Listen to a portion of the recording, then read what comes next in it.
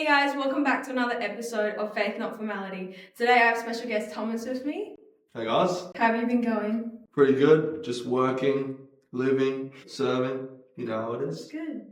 Well, Thomas and I know each other from our church and we lead on the youth leadership team together.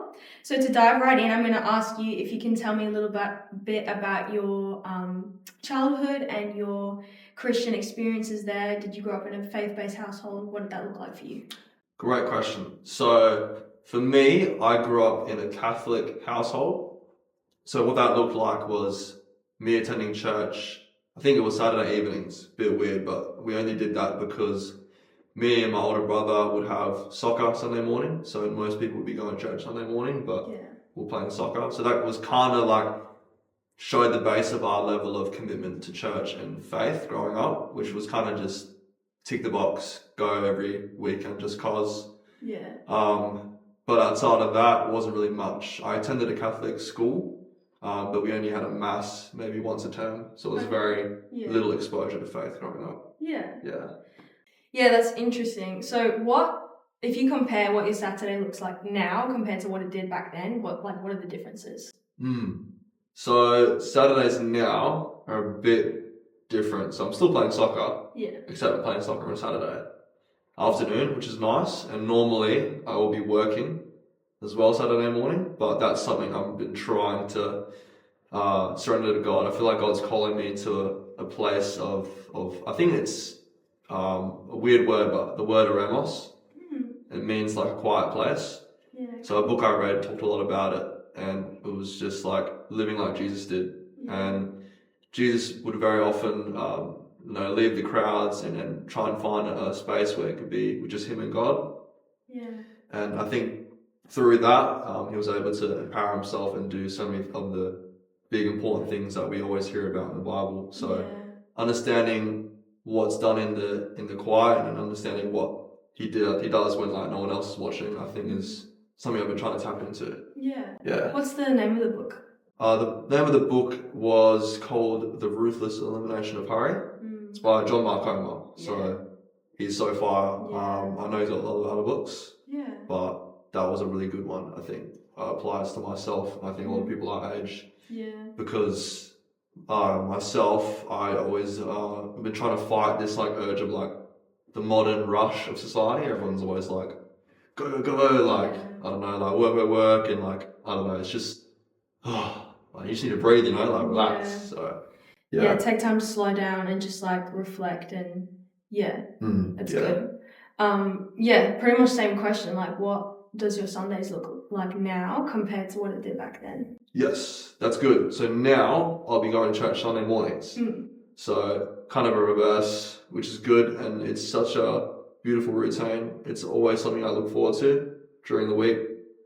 Sunday mornings is always a vibe, always seeing all my friends, the community here, just so welcoming and being able to hear from my pastors here who I aspire and look up to. They're just so like rooted in their faith, and you just see it. They just, the way they speak and the way they talk about Jesus, God, all this good stuff. It's just like, wow, just so lucky. I just always like taking notes, trying to like just get a piece of what they're trying to tell us every week, and slowly but surely, hopefully we can put those things into practice. Yeah, that's good. And what did your home look like in terms of Christianity? Because you said you grew up in a Catholic household. So outside of going to church Saturdays and going to Catholic school, there wasn't really much that my mum and dad would sort of present. I think we had a bedtime routine. So me and my brother, we sat in the same bed when we were younger. And we'd always do a little prayer. And there was a funny video of us praying. And like, I don't know why, like mid-prayer I started dancing. So maybe I was filled with Holy Spirit. I didn't know back then, I was just dancing. But yeah, so like I had a little prayer routine before bed, and I used to recite this prayer. And I didn't really know what I was like really doing back then. I was just so little. And I didn't really know much about God and Jesus and how you can have like a personal relationship with him. I think for me, my understanding of Jesus was just a religion. Yeah. And it was just kind of like a set of practices, and it was just like how you can be a better person, which isn't bad, like a bad base to start off with. But since I was so little, I didn't really know any different. Yeah. True. Yeah. When did you find that your perspective shifted from God being just like part of a religion to actually having a personal relationship with Him? When it shifted. Yeah. Yeah. So this was like major revelation. I think this is like such an important stepping stone in my life. So I think for me, it was probably out of high school. So my whole high school, we weren't really going to church anymore. So I kind of just fell off completely, which kind of sucked. But, I guess God has a plan for us, and I eventually found my way back, fortunately enough. And so I found my way back through my friends who I go to church with and who introduced me to this church. So I think it was the first year out of high school for me, which would have been about 4 years ago now. Okay. Which is when I came to church, this church here, and then that's when I found out about the real Jesus and how we're able to just be in relationship with Him, and that I don't have to be some sort of person or do anything to have that. And just trying to tell myself that every day is something that is like, oh man, I'm just so lucky. Like it's hard for me to kind of realize that, because sometimes I feel like I need to earn that, or I need to like aspire to get to Him. Yeah. I think because just growing up, that's just the basis of living. Like you have to do well in your tests, you have to do well to receive something. Yeah. But this is different. Yeah. Yeah. So when did you find that your perspective shifted again and you realized that you don't have to work for God and earn His love? When did I realize that? Yeah. I think it's a hard one, because I wouldn't say there was a particular moment, but it's just, for me, what I get told day in, day out from my friends, family, even in the Bible, what it tells us. And I keep seeing it. So I need to be constantly reminded, even today.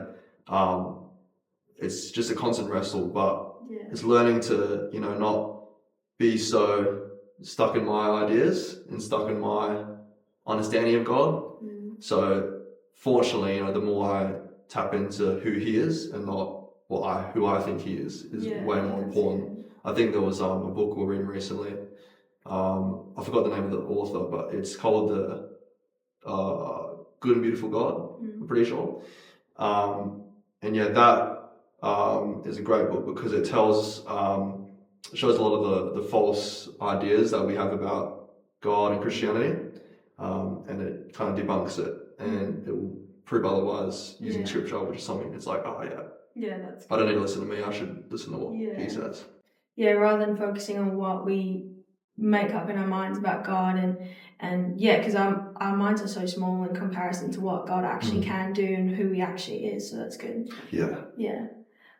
So in that, do you think that there's a specific moment in your life where you can say like, that was the day that God changed my life, and from then I've been, because obviously we all go through wrestles, and it's never going to be you get saved and like you're perfect, it's you get saved and you realize how dependent you are on God. So so I don't think for me it was like maybe one day, but I have a few like pretty what's the word, iconic, is it iconic moments? Iconic doesn't really sound right, like kind of big like wall like moments. I've had a few. So I think the most notable ones was I used to work FIFO, and at that point in time of my life, so I was about 9-10, and I was still going to church like when I was here, but I was just so disconnected. I was just living for like the world's pleasures. So I was just so like locked into that mindset where it's like, if I earn enough money, if I get all these material possessions, if I like date a pretty girl, all this kind of like these worldly measures, then I'd be like satisfied, I'd be happy. But it wasn't until, I didn't really have much of that, to be fair, but when I was working away, that's when it kind of hit me. That's kind of when I was like rock bottom. I was like, this isn't it.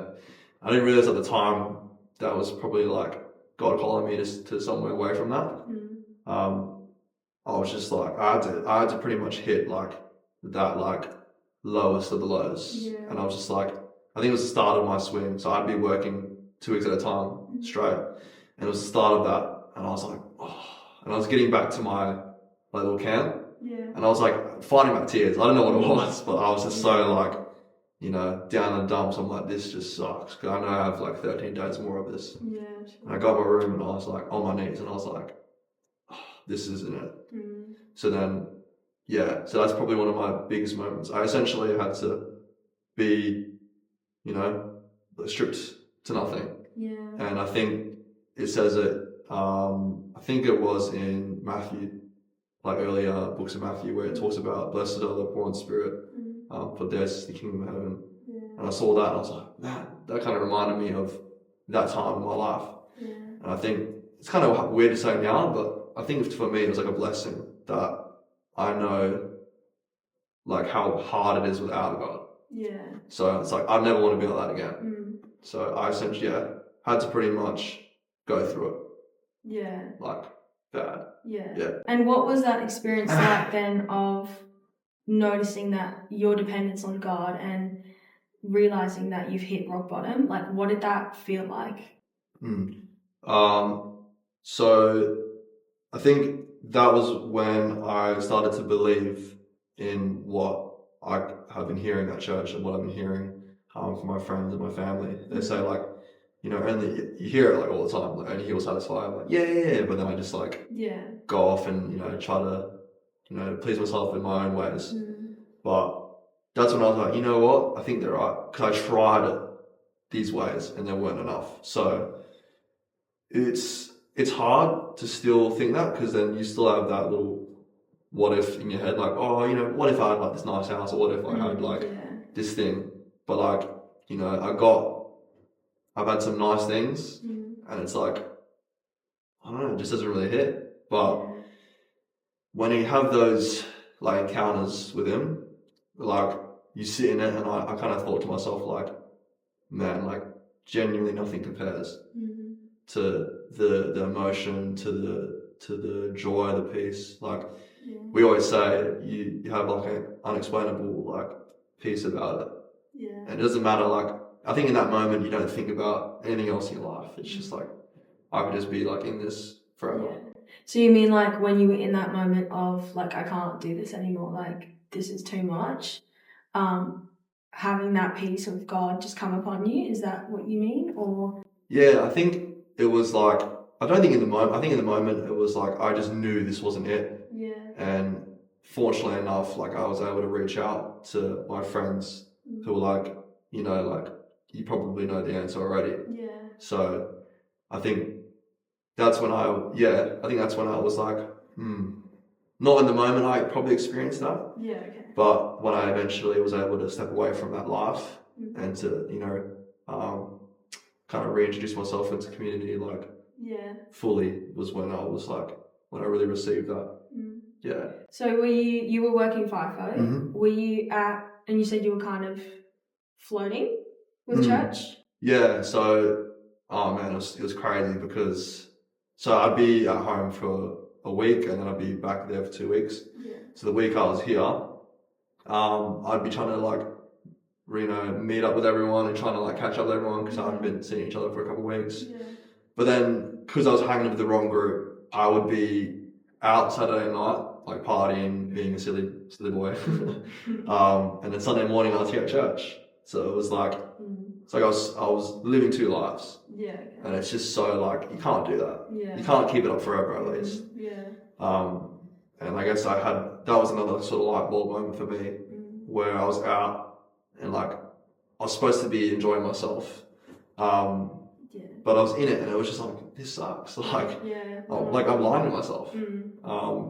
So that was, I guess another revelation for me and another way of God being like, you know what, like, son, like I let you do this, but you know, it's not for you. Yeah. Yeah. So learning that when you drift away and you choose your own path in the world and you try to fill it with like worldly pleasures and desires, it just doesn't fill it the way that God can. And it's so easy to say that, yeah, like God provides that for you, but then actually taking that and like claiming it for yourself, like that's a big thing. And yeah, like that's good that you had that community to like do their best to bring you back, and like eventually that did work. Yeah, what was that like? How did that impact you? I guess obviously it brought you back, but like what did that really mean to you? I think a lot of people will say that they see Jesus in their friends. I think that was a really tangible way of me being able to be in a relationship with him. Because sometimes it's like, I know you're there, God, but like let me like see you, hear you, or like know you. And I guess that prayer is answered through like the friends that you meet. So I think it's kind of like looking back on my life, it's kind of ridiculous to see the way I ended up here. Like there's all these small little things that lead you to where I guess God's wanting to be. And I would have thought, like, if I never ran into these guys at my school who eventually we became friends and they were like, come to this church, I could be living a completely different life. Yeah, that's so true. So seeing the blessing in my friends is just like, major for sure. And like thinking about that, would you say that you feel called to do that to other people? Yeah. 100%. Like, I think recently in our young adult community, we've been seeing like a massive spike. And it's just like, it's amazing to see. Like, I think, I didn't really know, it was kind of just came out of nowhere. And we even had people come to our church who have just like searched it up and have come up and, have given it a shot. And we're fortunate enough to, see these people and eventually, just like myself, become like rooted in our community. So I think, like I've harped on about it, but just like the impact you have on just saying like hello to some new person to the church, or constantly making them feel welcome, it's bigger than you'd never know. So it's great. And we're called to do that, which is obviously not a light thing to carry, but that's what discipleship community is to call people in, bring people in, and that's really cool that you can learn from and experience being on the outside and like having that community to bring you back, and then knowing that you feel responsible to go and do that. That's so cool. I think beyond also community, there's also that discipline factor that I've been really trying to lock into. So I think earlier talking about your little quiet place with God, really tapping into that and really developing that one-on-one relationship with God is major. Because it's all well and good having those people in your life, but you can't really, you're not going to message them at like 1 a.m, like every morning. Depend on their level of like. For sure, yeah. So that's where it can be a bit nitty gritty, but that's where you'll see like major growth. Where at that point you're not performing, you're not trying to do it for maybe some sort of personal gain or some like sort of other reasons that aren't good. But that's where I've been really trying to tap into and really see a change in me from the inside out. Yeah. Would you say you have specific things that you do to encourage that or make habits of that? Yeah, so I think for me, it's pretty like generic, but a morning, evening thing is always like a good base to start off with. So I've been trying to wake up. I'll be up early in the morning for work and other commitments. So it's pretty hard to be like, okay, I'm going to wake up even earlier. But giving yourself that time is very important, because I guess that's even a way of like, that's like a way of like loving yourself also, because you want to, love, because you love yourself, you want to give yourself that time to just, take a step back away from the world and the rush, like I was saying, and really just, you don't even have to show up and you know, you don't want to show up without your authentic self. Yeah. You want to go to God and be like, God, this is me. I actually can't be bothered being with you right now. Sometimes I say that's a bit harsh, but you're not going to hide your heart, you know. You can't do that. Yeah. But you know, I want to be committed to you, and especially when you're in those moments when you really don't want to do it, that's when it's the most important, and I guess the most fruitful as well. Yeah, true. Yeah, God works in those moments. I feel like the best is when you don't want to be with him. He's like, you don't want to be with me because I have something for you. But yeah, I think it's important, like I agree, to do a foundational morning thing specifically because it sets up your whole day. Yeah. Like I know that when I don't do anything in the morning, like read my Bible or pray or listen to worship music, I'm like, I've got a mood all day. And then it's also good, like what we were talking about the other day, to set time at night time to reflect on your day so that you can wake up the next morning with that posture of gratitude for what God did, and also just surrendering and repenting for where you did make mistakes and you did sin throughout the day. So that's good. Yeah. So yeah, going off what kind of we just talked about, how would you say you bring God in your day-to-day life when you're not at youth or not at church? So this is especially important because what good is, you know, having this faith and, you know, feeling inspired and just keeping it within the church. You know, everyone else has heard what you've heard, you know, so yeah. I mean, there's still probably a little bit of fruit in that, but you'd see the most outside of church, and especially for people who haven't heard or seen or know anything about God. So for me, it can be difficult because of my work. You know, I'm always like thinking about my actual job and like doing my job, doing it safely, not, you know, stuffing it up. Yeah. So I think it's just little reminders. Like I try to be like, even inviting God into my work. I think it's so easy for me. It's like, you know, God, keep me safe. Yeah. God, you know, help me be like you. Help me to sort of behave like you, especially in the culture of my work. I think that's something I've been recently very inspired by because being like a tradie in this like culture in Australia, it's just kind of like, it's pretty rough, you know. We're all like, they're all just like have their little jokes and do their little things, and it's fine, but I need to tell myself, you know what, you can't be like that, you can't conform to that. So it's just trying to be strong in that, because it's so easy to just like, oh, I'm just going to fit in just so that I can be safe and protect myself. Yeah, would you say, like, if you think back to your high school years, would you say peer pressure is the same or worse or better now that you're in like the workforce? I think the peer pressure, it's always going to be the same. I think, like for me personally, like in high school or in like your adult life in the workforce or in university, wherever it may be. But I think the thing that's changed for me is me and my character. I think I'm fortunate enough I've never like had to sort of deal with it in a very intense way.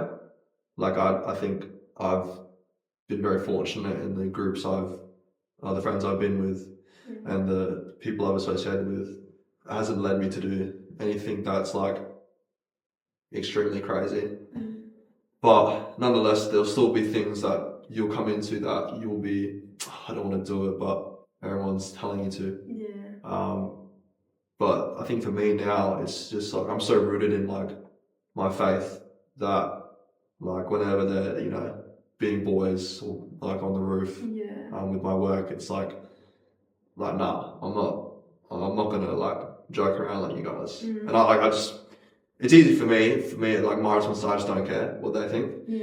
But for others, I understand the wrestle and wanting to just protect yourself. But you know, just so simple, just like, you know, pray to yourself, like, Lord, help me, you know, protect me, protect my heart, and, you know, there'll be something for you. Yeah. Yeah. Yeah, that's good. I think, I feel like for me personally, peer pressure is, just a constant thing. Like, you're always going to face it. But yeah, that's good. That's a good way of thinking about it. It's like your character is developed, so you're able to like push back on that a lot better, which is really cool. Yeah. Going way back to like our first few questions, do you have any advice for anyone who may be going through a similar season as you were, trying to find their way, like picking the worldly path, but knowing that they should be picking the Christian path? Like, what do you have to offer? Yeah, that's a good question. I think it's like, I think from, if I was to tell myself back then, like, this way's better, I probably wouldn't have like believed them. Yeah. Unfortunately. So like I said, I had to see it for myself. So this wouldn't be an invitation, like, see it for yourself. Yeah. But rather see what it's like in this life. See what it's like living with Jesus instead of trying out what the world's telling us. I wish I gave it like a red hot crack, but I didn't really. I was just very lukewarm is what you'd call it. And I think that's the reason why I had to be like, oh, it's all right, but I want to try this. So, really just like actually like give it a solid attempt at living this life. And it's not easy. Like, it's pretty difficult. Like, I'll still, have my little ups and downs. Yeah. But show up consistently, really, ask friends and family, ask people like how they do it. And, slowly but surely, I pray that, God can really meet you there. Yeah. And then you'll see what life is like on this side. That's really good. Because I think that's a common pattern. It's like when we go through our young adult years, it's such a struggle, and like that's when the enemy works really hard against us, I think, is when we have to find our way in the world on our own. And so I think that's really good. Like, if people can, rather than saying, oh, I'm going to experience the world and then I'll come back a bit later, like see if that doesn't work out, like do it the opposite way around. Yeah. But I do think saying that, like, unfortunately, we do go through those kind of things, but it's God who will use that to grow us, and we learn so much from those experiences, which is, super impactful. Also, like, when you decided to take God and have a personal relationship with Him, and your Christian walk looked different to maybe what you grew up with, what was that then like in your household, where your family was kind of still, were they also still Catholic? So I think my shift hasn't really had a difference with my family. So like, my family all spread out. Like, my brother's living in Melbourne and I'm living with mum, so it's just like, it's a bit, our house looks a bit different regardless, but I wouldn't say it has had much impact, but very recently I've mum is still very much in the faith, the Catholic faith, and I've invited her to our church, and she really enjoyed it. I think she, throughout this whole time, hasn't changed. She's always had her faith, which, I didn't realise as a kid, growing up, I didn't really appreciate it, but now that I'm older, I really do appreciate and admire what she has. Yeah, that's good.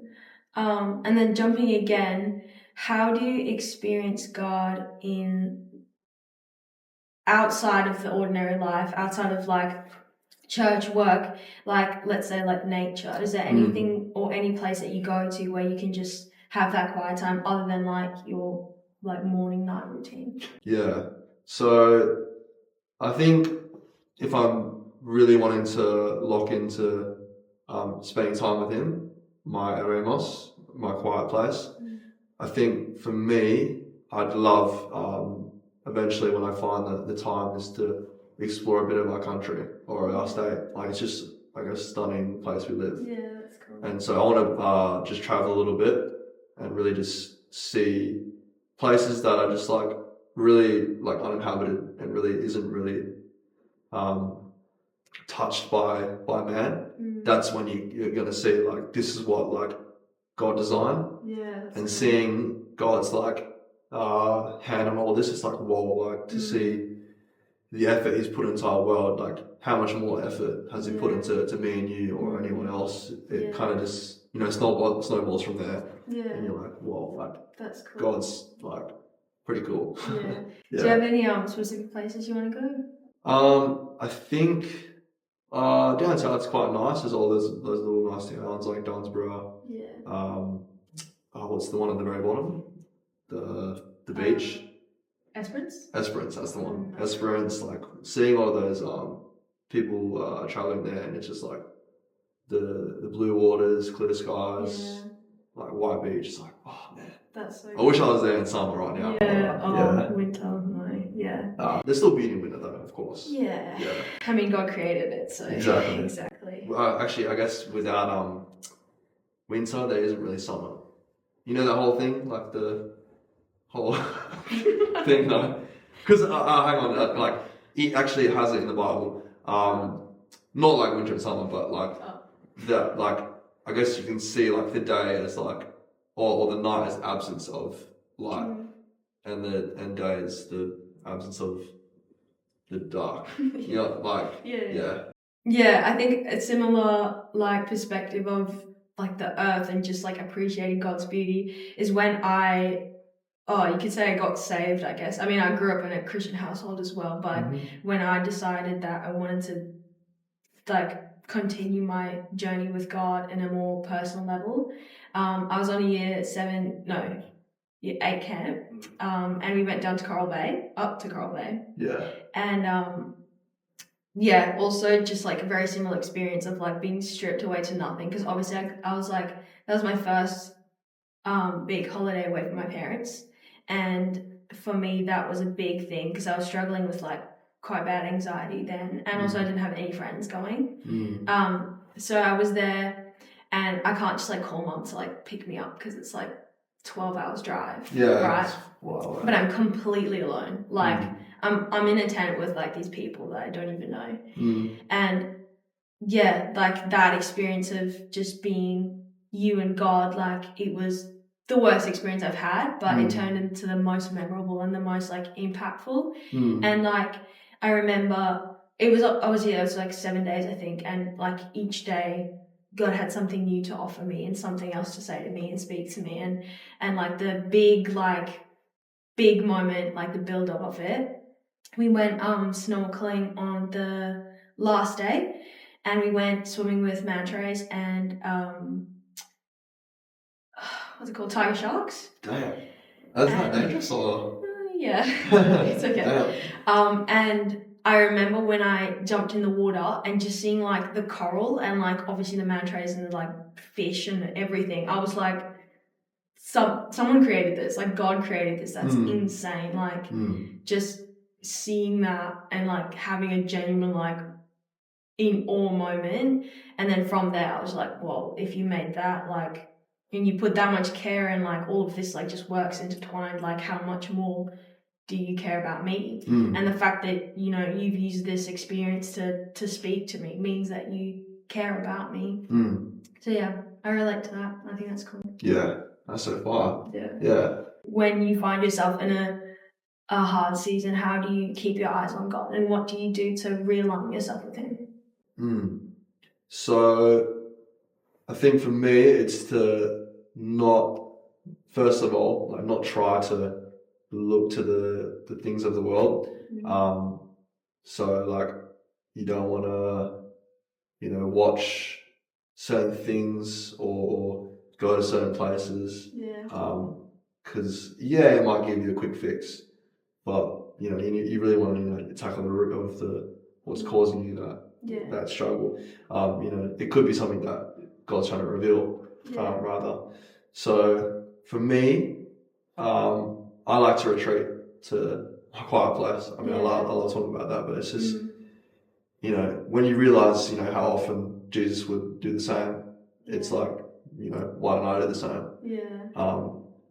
So really trying to replicate that is something that has really helped me.